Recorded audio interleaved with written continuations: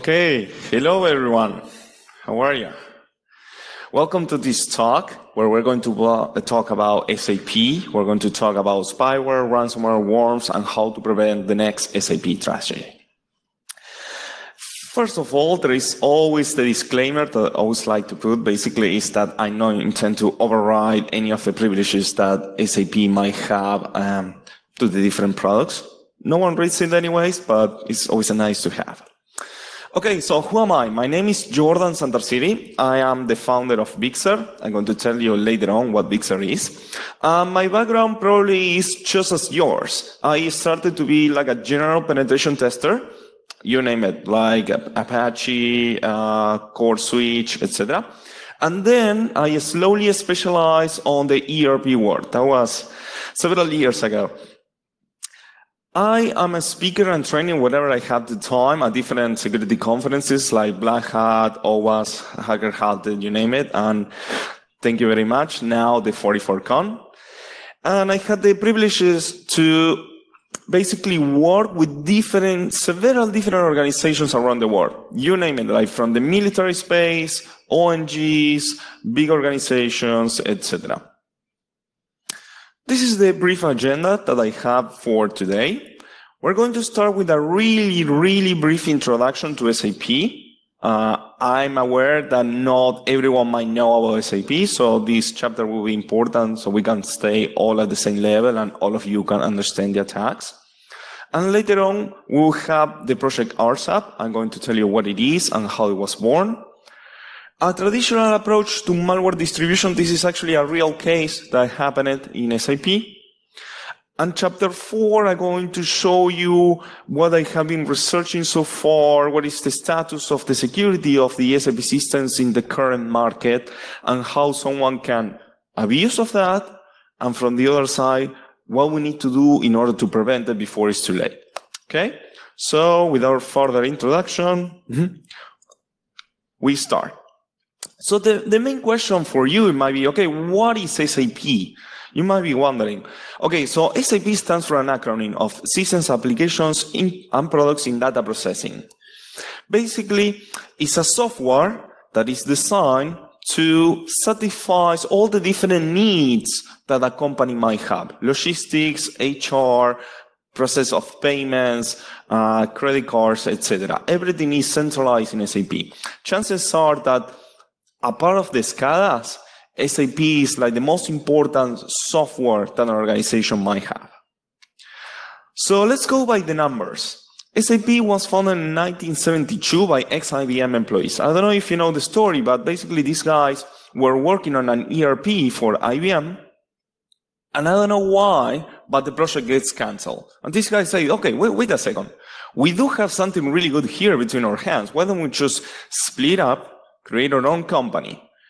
And that, let me tell you, my friends, that was one of the most successful business decisions in the history of modern software. These guys, I think they are like the 4 biggest independent software seller of the world. They are gigantic. And look at those numbers. I mean, they have almost 90,000 employees worldwide. They have more than 378,000 customers. They are almost in every single on every single country that is out there. And I think the most important number is the one that you will see at the end. Look at this. The Forbes Global 2000, that represents the most powerful and richest companies out there in the world. And 87% of those companies are currently using SAP. These guys like completely dominate the market. For this extremely brief introduction, we're going to separate the SAP solutions in 2. This is not what you will find on the documentation, but we just have a very limited time in order to speak about the different solutions. From one side, we will have the enterprise solutions, and from the other side, we will have the supporting solutions. The enterprise solutions are the most important ones. On simple terms, is where the money is. If the company only has one system, that will be the SAP ERP. That's the heart of the entire SAP landscape and organization. If the company is processing credit cards, it's going to be on the ERP. If they are processing payments, it's going to be on the ERP. Then you have the BI. BI is more focused on how we sell more and a more efficient way to our customers. CRM will centralize every single interaction of the customers with the company. You can start getting a sense that very powerful information is stored on SAP. From the other side, we just have the supporting solutions. It will not be the main focus of this talk. Basically, the supporting solutions will support the enterprise solutions. And the difference of the enterprise solutions, where the people that actually log in, most of them are just regular employees, on the supporting solutions, you will expect more technical users or more administrator users. All the systems on the enterprise solutions are something that is called NetWeaver based. So what is this NetWeaver that I mentioned? Basically, it's the framework where SAP sits in. NetWeaver is service-oriented and can be divided into ABAP and Java. ABAP was more designed to be like a back-end type of stack. Basically, ABAP is the specific part of the NetWeaver systems that holds money. Credit cards, as I mentioned before. And Java was more designed to be sort of like a front-end system, and it's slowly being deprecated. We do have systems that are pure ABAP, and we do have systems that are pure Java. And also, we have systems that are what is called dual stack, meaning that it will contain all the different services that ABAP has, and it will contain all the different services that Java has. From an attacker perspective, that is awesome. The broader is your platform, the more chances you have to compromise the system. Now, this will be like the welcome to the ERP war, and this is not something that is exclusively of SAP. Each one of those services that I was mentioning before, most of those services are proprietary, meaning that the protocol is not open, and in most cases there is no technical documentation whatsoever on how the protocol works. The only way that you can do to actually figure it out how it works is through reverse engineering. Then there are even more crazy stuff. For example, some protocols don't even consider authentication. The authentication layer itself is not even embedded in the protocol.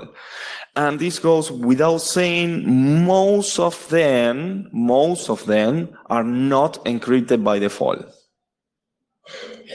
So how people actually log into the SAP systems? Well, you have many ways. The most common ones are the SAP GUI, which is a client, a very extra thick client. The installer is more than 1.4 gigabytes, for example. And then you have through the web application servers. ABAP has its own web application server, which is called ICM. Java has its own web application server, which is called Java HTTP. And then you have another thing that is called HANA XS or HANA XSA, that basically in terms of recycling of the technology is just ICM with steroids. Of course, every single one of those web application servers that I'm describing are proprietary. Again, we don't have technical documentation on how they really works internally. We have a few things, but the documentation is very limited in that sense. So why, if you haven't been paying attention, why someone would try to attack an SAP system? I think the most cumbersome definition is where the money is. Attackers know that SAP will have money. Attackers know that the organizations highly depend on SAP systems, so there will be very valuable information inside those systems, or maybe just don't like you. They are targeting you for something in particular. So, what is this project RSAP and why I'm here? The structure of this talk is a little bit different now. Why I'm still introducing myself if we are already finished with chapter 2? Well, it will make sense in a few more seconds. As I told you before, I work for an organization that is Vixer that I helped founded, where we basically focus on Oracle and SAP. It's mainly ERPs, like pen tests, vulnerability assessments, tons of forensics, which I love to do, but each time I do, I lose 2 years of my life, and trainings, which I did here for the 44Con. Why I'm telling you this? Well, we are a relatively young company. And as many young companies out there, we have the same challenge that everyone has. Okay, so how do we get new leads that will transform in customers? Most people will do the traditional approach. What they do is they just buy a list of companies that are already using SAP, for example, and they start doing some cold calling. This is, or the success rate that they get is 1%, and it's exactly the same success rate that spammers have, which is not a coincidence if you ask me. So we say ourselves, okay, we are hackers. I mean, we are supposed to find a better way to solve this issue, what we can do. And that's how the project RSAP was born. Basically, what we did out there is we took every single point of information, every source, every data source that we could get, like Shodan, Google, Bing. My personal favorite, if you haven't checked it out yet, I would recommend it, is Sumai. It's like Chinese version of Shodan. And basically, I was forgetting something important. Also, we took a few resources from the deep web. Some, of course, search engine in some very sketchy forums. We basically wanted to create a live map of SAP systems that were exposed to the internet. We had to create an extractor for each one of those data sources. Basically, it's a Python script that periodically will connect to those data sources and pull out the information. We will compare the new information with the systems that we already have. Why we did this? Because we knew from the very beginning is that that map will be live. You won't believe it, but there are many organizations out there that are part of publishing production, which is what you will expect, that are also publishing QA and dev, which makes absolutely no sense. Apart from that, okay, we say, now we have a list, but we need to make sense of this raw data that we are working with. Fortunately for us, the web application servers in SAP are quite verbose. Look at those headers that we got. SAP NetWeaver Application Server 721, Application Server Java 731. SAP NetWeaver Application Server 722, Application Server 730. There is no doubt that you're dealing with an SAP system. And lucky for us, also, it provides us with the version. So we know that the systems that are out there, we know the version, we know exactly where they're being hosted, by country or by continent. And this is a clarification here. Even though we find that an SAP system is being hosted in one country, that doesn't necessarily mean that the owner of that SAP system is from that country. For example, AWS Singapore is hosting a massive amount of SAP systems, and they do it for the whole region. Now, and we found several interesting things. We found, for example, that very few, in percentage, very few of them were having a proper level of security. A lot of self-signed certificates, a lot of certificates that they were expired, many more things that I'm going to comment very soon. So what we did, we just compared the version that we had with the knowledge base or internal knowledge database in terms of vulnerabilities that we have. Some of them were published by all the researchers out there, and some of them, the private ones that we hold. These are potential results. What do I mean with potential results? We didn't actually trigger the attacks on the SAP systems. We just compare the versions. We know for sure that they're vulnerable, but we don't want to break the law and go and try the payloads. Are you intrigued by the results? Well, let me tell you before I show you the results that all these will be summarized on a paper that we're going to release by the end of the year, maybe before, but more or less by the end of the year, where it contains the pure data of there. Of course, I'm not going to give you the name of the companies that own the SAP systems, but at least you will get the big numbers, and we're planning to do it per region, so you will have something good. In total, we found more than 14,000 SAP systems directly exposed to the internet. And let me make a clarification here. Maybe you think about it and you say, okay, well, yeah, 14,000, but it's not that bad because I already have a WAF, or I already have a firewall, for example, or an IPS. Well, if you have a firewall, you have to let me pass through the port 80 or 443, and it's only what I need to compromise your SAP system.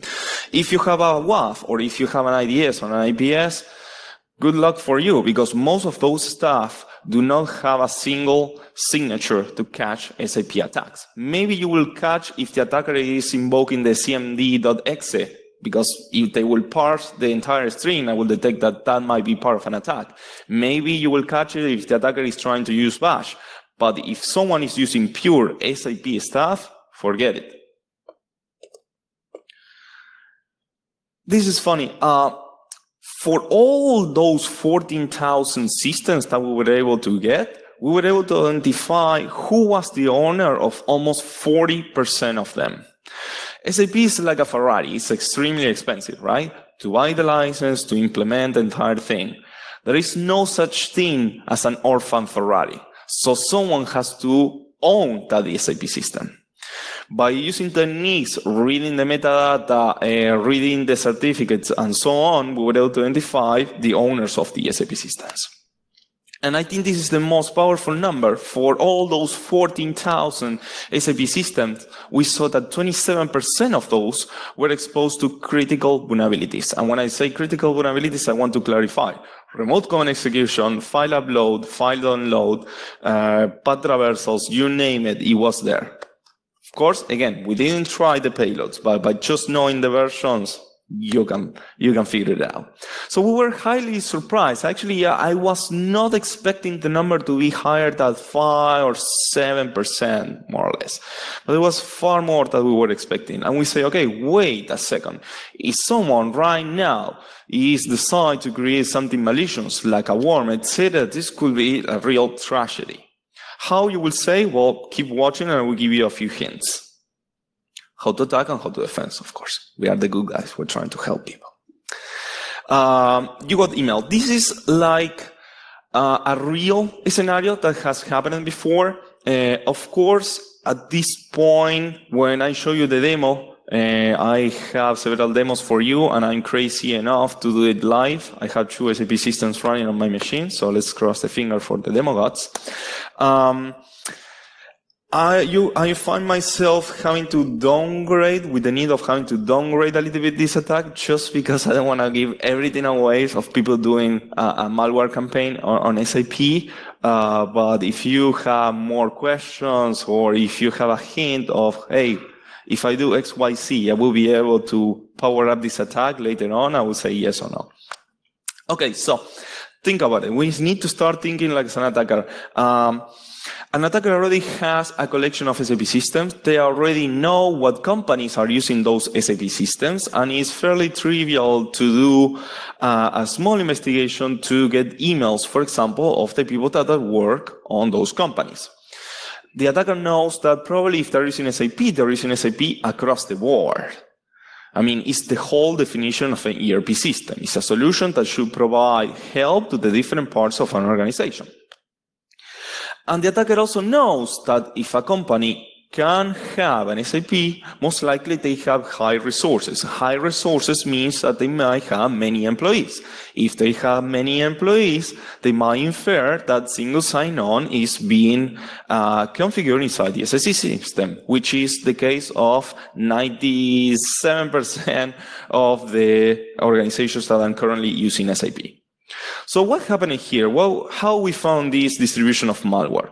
Well, basically the malware was in form of something that is called SAP GUI scripts. It's basically a programming or scripting language that you can use for the SAP client. Basically, you will use this to perform batch jobs operations under the privileges of the SAP user that is actually executing those batch files. Here's the good part. By default, this functionality comes disabled, which is awesome. But there is a problem with that. This is the main way that companies have to actually do automatic testing in SAP, because it recreates the behavior of a human being. And because of that, 90% of the corporate users actually have this activated. I'm going to show you the demo, but first I wanted to show you the scenario. This will be the attacker that basically is going to distribute a typical SAP GUI script to the users, that the users will be in the VLAN, and then the operations will be carried out to this server's VLAN. The users, for sure, will have a firewall exclusion to go to the server's VLAN because it's how they need to connect to the SAP in order to work the day-to-day operations. And I'm being quite generous here with this network diagram. Most companies nowadays, they don't even have a segregation between the users and the server side. Everyone tends to work with a flat network. So let me show you a little bit.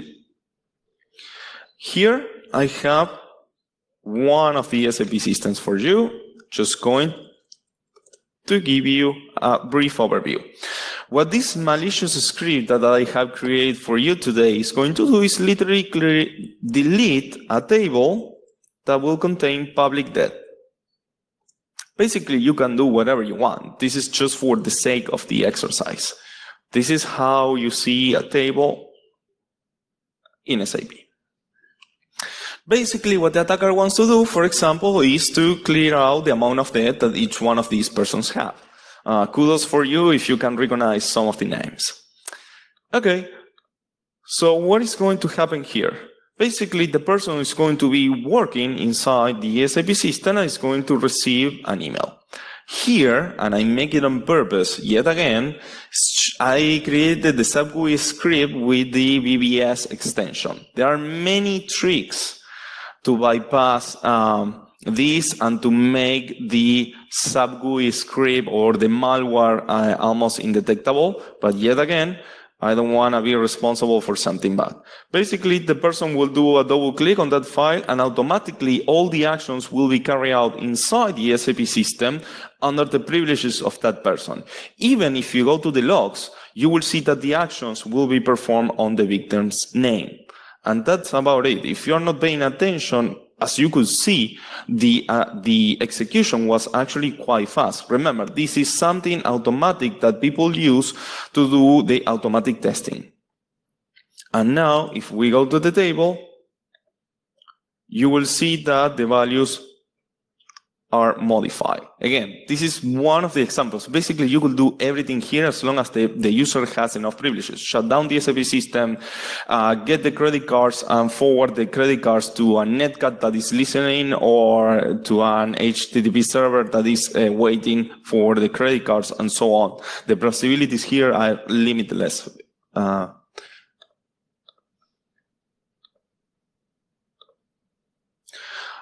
Unfortunately, most people cannot disable this functionality. They all needed to do this kind of testing. But if you cannot, there is one thing that you can do. Basically, on new SAP systems, you can say, okay, allow the scripting for all the users, but only allow the execution to be for the users that have a particular authorization object, a particular privileges called S_SCR on value 16. You will be raising the bar a lot because ideally you only want a very handful of users to be able to be used for automatic testing. The other ones have no reason to be here. And then you can also configure the client to notify you whenever a SAP GUI scripting is about to be executed. So you can say yes and no. Unfortunately, again, this on the market right now, people tend to disable this a lot. Okay, so now we're going to talk about the weaponization and deprivation. We're going to go more to what we have found that we could do on the systems that were exposed to the internet. The first thing that we talk about is like, okay, no, if someone creates a worm, that would be really, really bad. That would be a high and really real danger out there. We wanted to help, but before we could help, we need to understand how someone will create the malware to attack the SAP system. What we did is to start studying previous malwares, previous ransomwares and worms, and we discovered that some of them share some personality traits. For example, they were designed to hit hard.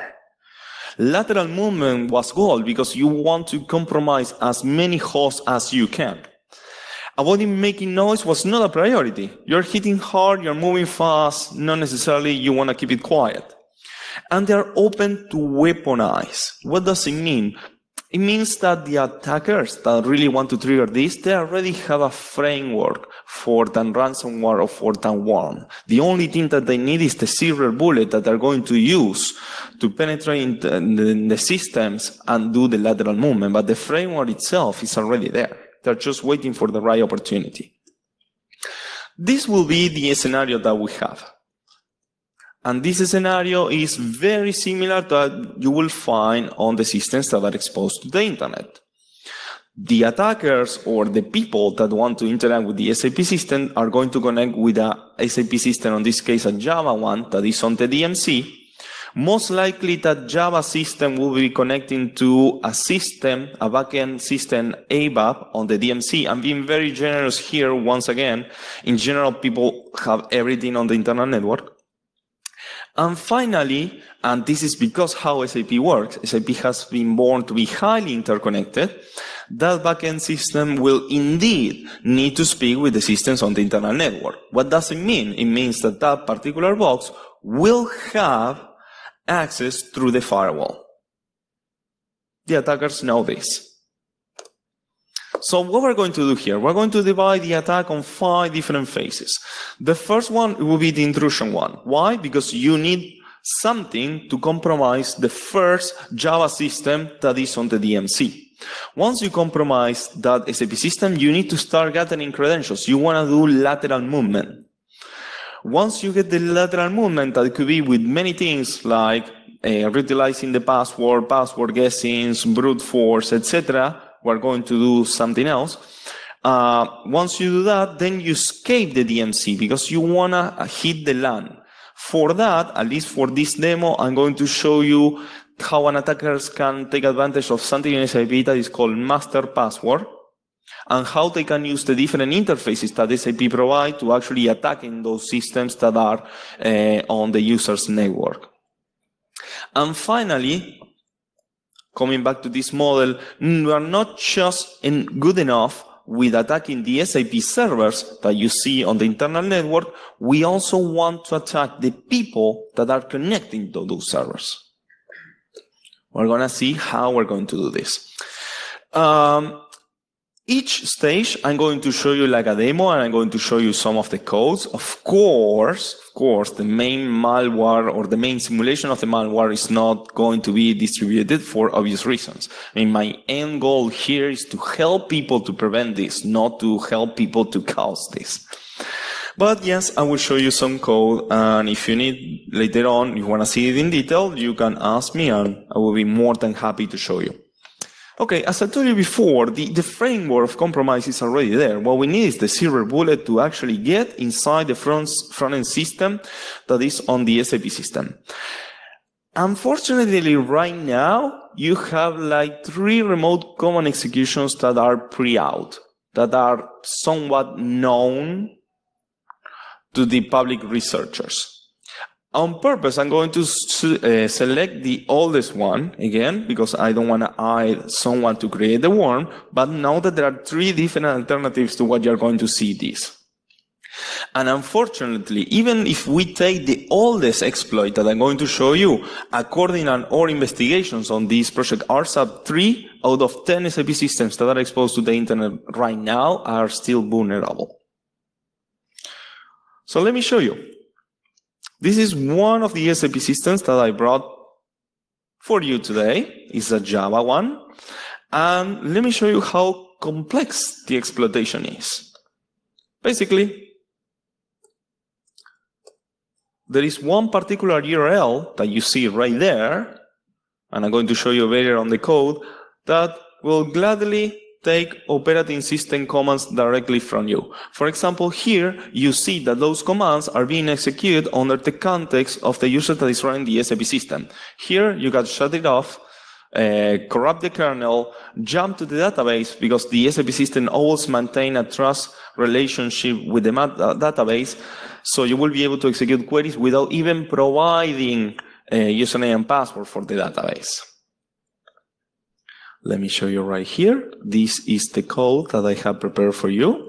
A little bit unnecessary, at least for this part, because as I saw you before, it's literally just a URL.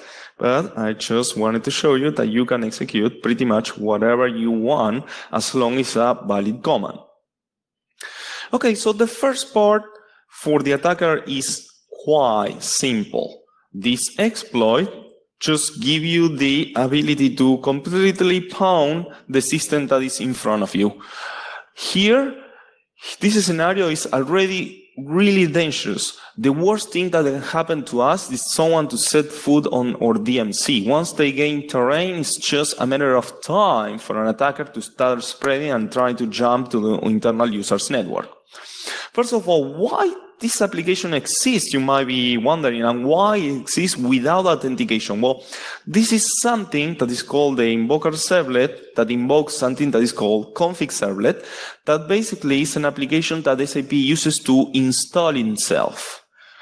I show you a execution of operating system commands, but that handy application also allows us to create users and assign whatever privileges we want to those users. For example, you can create yourself an administrator with just 2 post requests.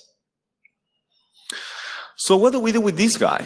Well, you have to apply 3 different SAP nodes, and nodes is like a patch that you have on the SAP world in order to actually mitigate this vulnerability. Unfortunately, many vulnerabilities in ABAP are just default misconfigurations, but in Java, the only thing that you can be ahead of the curve is if you patch. There is no other way.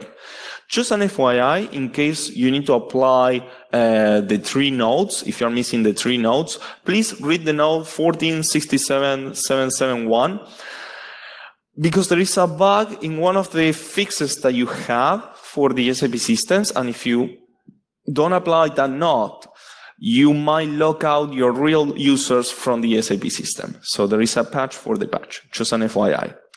And unfortunately, like many things in SAP, as the cores have been evolving from the 80s, that are very monolithic, for many of the operations that you will have to do, you will have to restart the SAP system for the changes to take effect.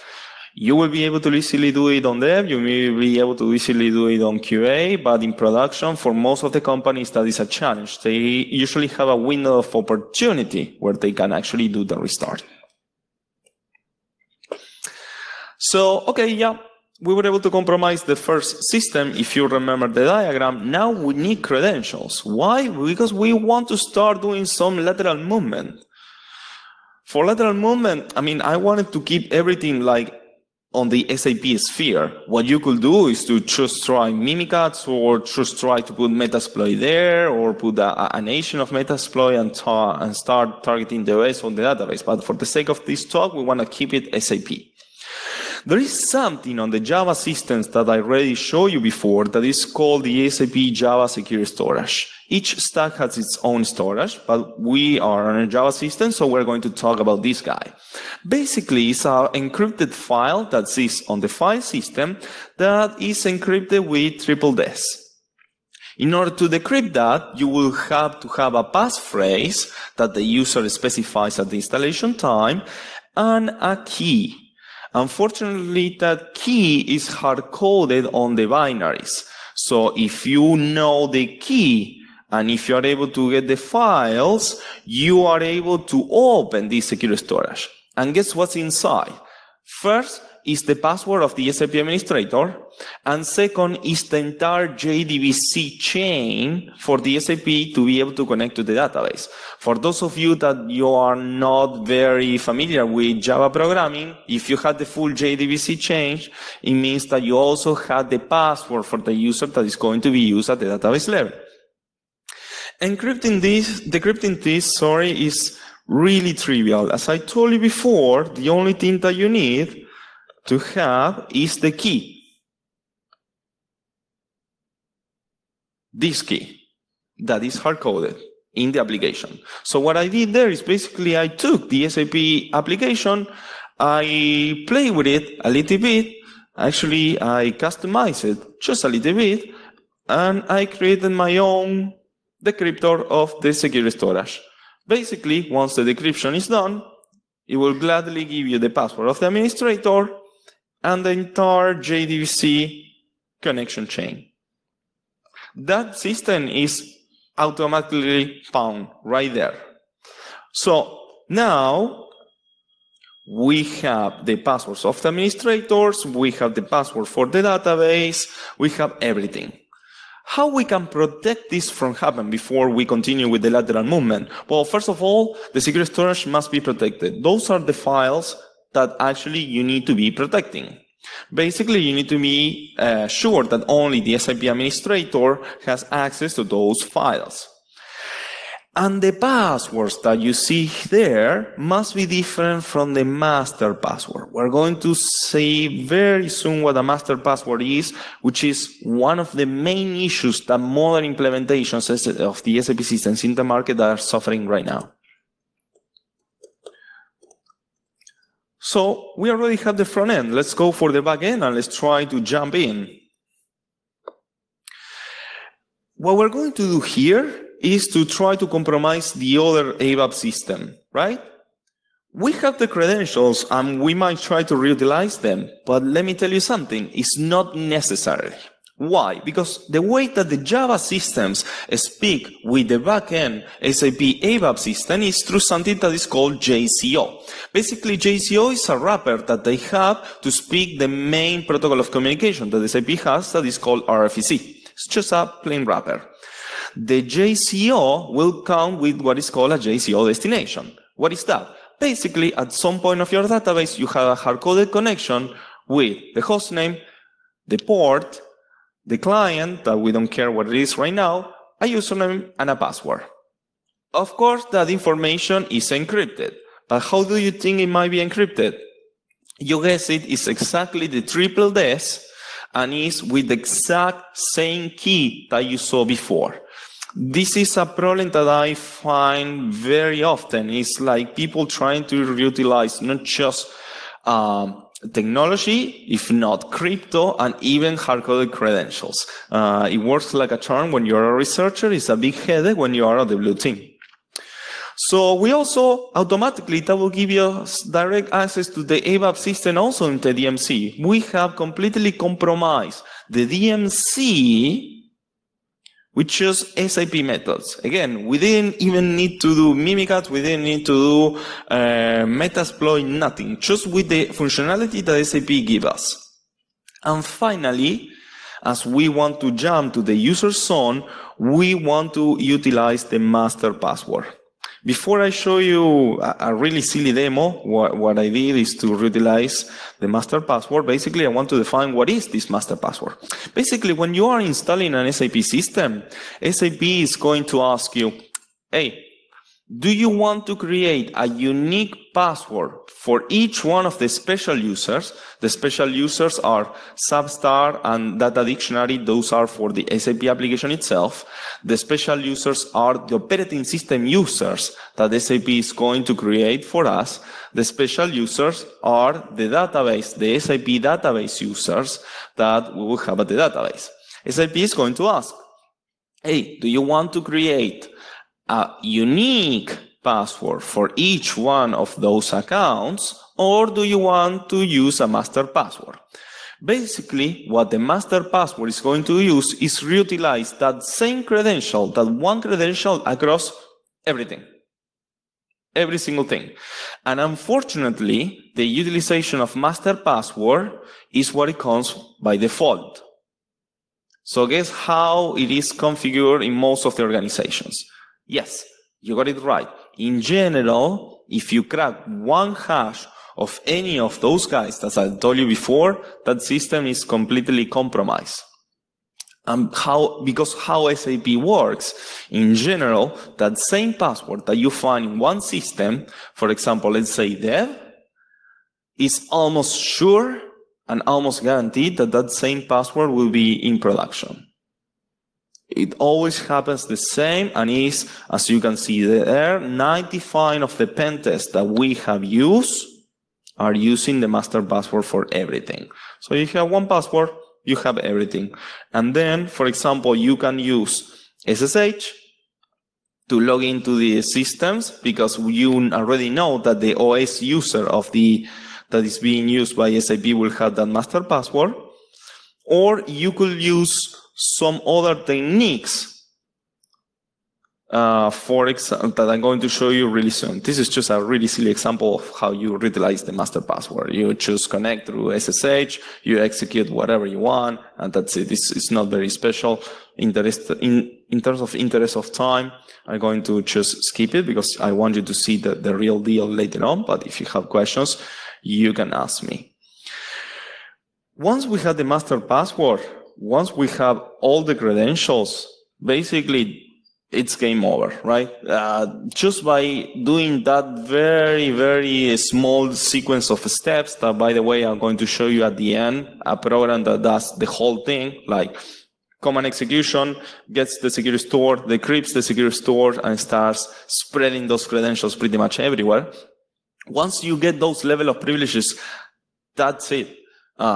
Is game over. Is when you see this type of a screen demanding money or just complicating your life, ruining your vacations, or wasting your weekends. So why this is happening, apart that the technology is being utilized and the encryption and the keys are being utilized, why this is happening, what you can do from your point of view to actually try to apply some countermeasures to this. Well, basically there is something that is called RFC destinations that are very similar to the JCO. First of all, you need to have the less privileged approach, right? The user that you are going to put in any of the connections like JCO or RFC destinations had to have the less amount of privileges possible. And second, and this is key, you don't need to use the master password. Now on the latest and greatest installer, you don't have the master password, but as soon as you type the very first password, that password is spread automatically to the other users. Unless you go there and change it, it's exactly the same as having the master password. And finally, you need to revise your firewall strategy. I mean, you need to ask yourself, do I need such amount of SAP systems directly exposed to the internet? Can I do it better? Can I make the users connect through a VPN? So we are here, we're in the internal network because we are pretty much spreading the credentials to whatever we can use to log in. We want to tag, as a bonus, we want to tag the customers, the people that are actually connecting to the internal network. What we're going to do, basically there is a mechanism that SAP has that is called SOAP RFC. It's just a web application sitting on the web application server that will translate HTTP to this RFC protocol that I'm mentioning before. It has many utilities. This translation, you will have to invoke what is called a remote function call, like a piece of SAP software coded in a proprietary programming language called ABAP, that might do different things. The one that I found is one that sends an alert, a pop-up, to every single person that is connected to the SAP system. So basically, this hypothetical malware, what it's going to do is by spraying the credentials across all the SAP systems on the internal network, if the credentials are accepted, all the users that are connected at that time will receive a pop-up that says, hey, your SAP GUI version is deprecated. You need to download this small patch so you avoid disrupting the SAP system that you are connecting to. And of course, that small patch will be a URL that we control that will be on charge to spread the malware. Let me quickly show you. This is the payload that I have prepared for you. Here, I'm limiting the execution of this pop-up to just one user, but of course, the attackers will try to do this across pretty much every single user out there. The code is completely very simple because literally we're just hitting a URL. We're just hitting /SAP/VC/SOAP/RFC, and we are sending a post request with this XML that you see there. And let me show you what happens. I'm going to go as I was a regular user. I'm on main screen doing my business. And after the attacker gets the spray, I will get a pop-up directly from the SAP client saying, hey, you're running a deprecated version, you must download my patch now.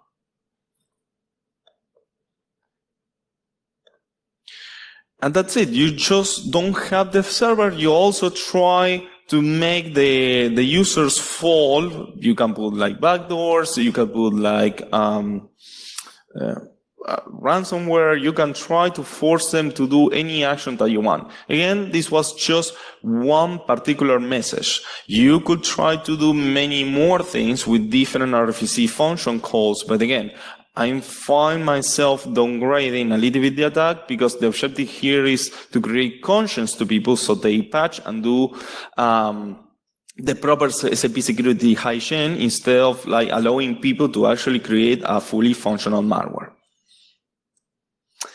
So wrapping up, what did we learn today? A few takeaways.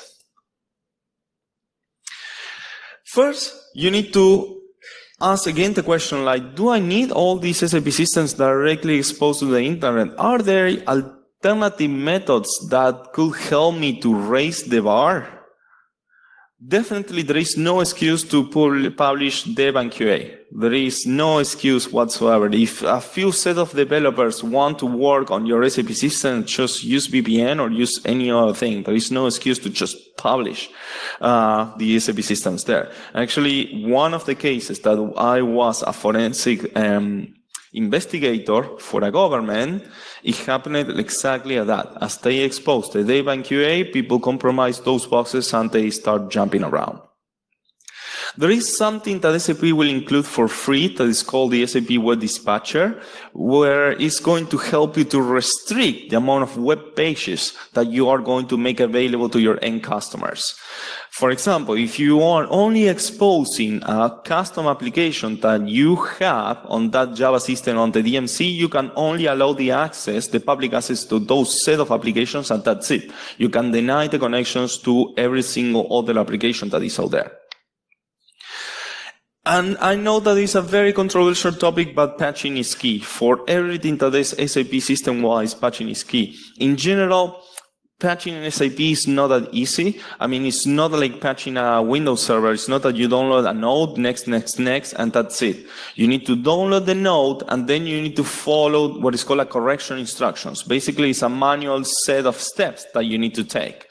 Most of the times, in order to actually finish the application of that patch, you need to restart the SAP system for the changes to take effect.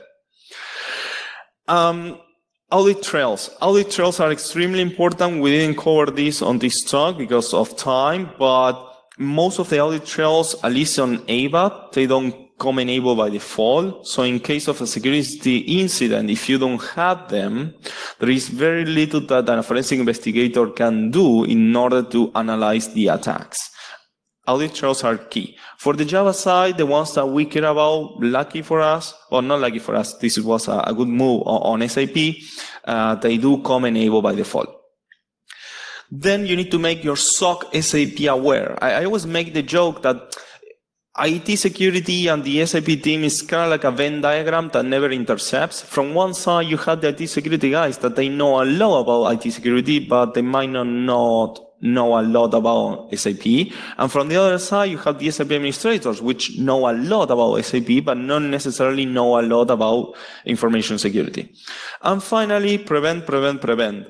Don't put yourself on the case of having to do a forensic investigation because it's a headache. You know when you start, you never know when you leave.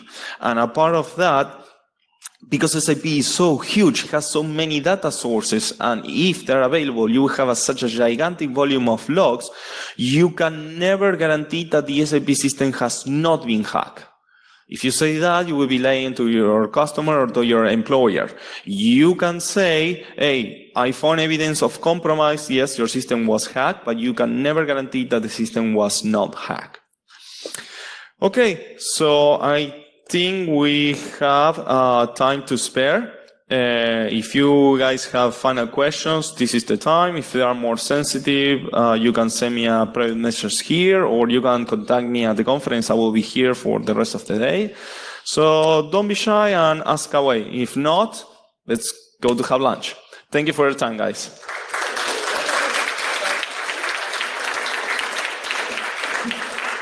Hi. Yeah, that's very interesting. Sorry, where? Here. Oh, hey. Yeah. So I work as an incident responder. I'm really very interested in what you've discussed.